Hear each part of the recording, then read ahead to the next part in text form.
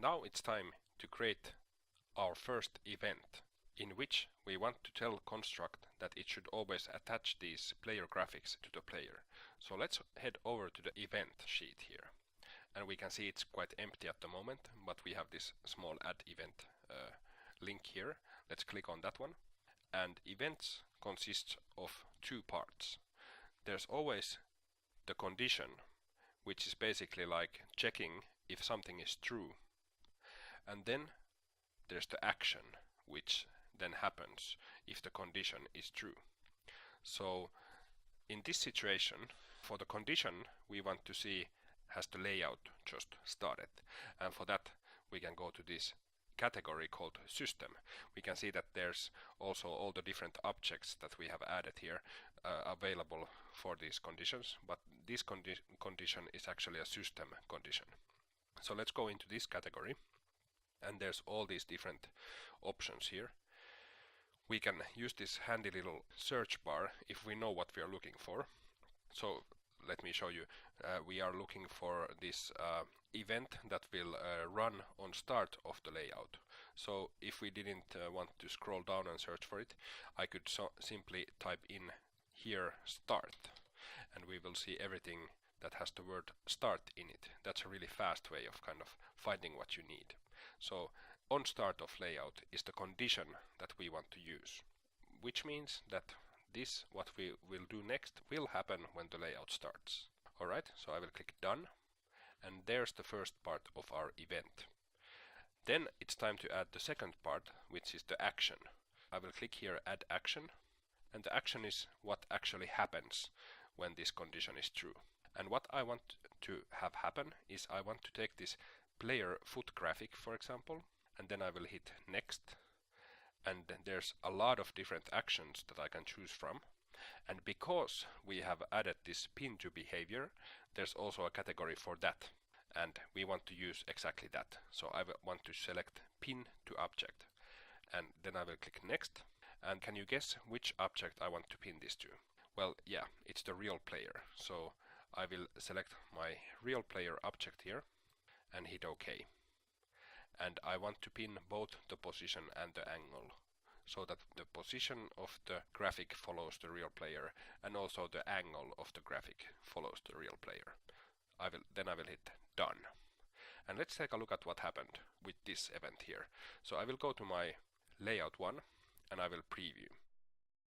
And now you can see that when I press my keys on my keyboard, the leg is following the real player, the blue box, which is not visible anymore because we hid it by default, but we can see where this is going. We want to see the graphics follow around here.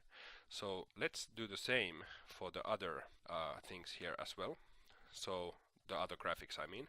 So we can actually just copy paste this and change the graphic to be a different graphic. So this is really what I really like about Construct, that you can do these easy copy-paste operations.